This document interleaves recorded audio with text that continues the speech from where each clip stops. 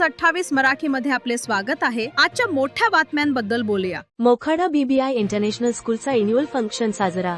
पालघर जिल्ह्यातील मोखाडा तालुक्यात सौ भावना देवी भगवान सांबरे इंटरनॅशनल स्कूलचा वार्षिक स्नेहसंमेलन सोहळा साजरा करण्यात आला। मान्यवरांच्या उपस्थितीत सांस्कृतिक कार्यक्रम घेण्यात आले।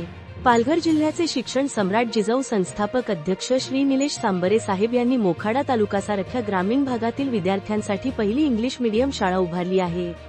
आज रोजी या शाळेला 4 वर्षे पूर्ण झाली असून कौतुकास्पद शिक्षण मिळत असल्याने पालक व विद्यार्थ्यांचा भरभरून प्रतिसाद मिळत आहे।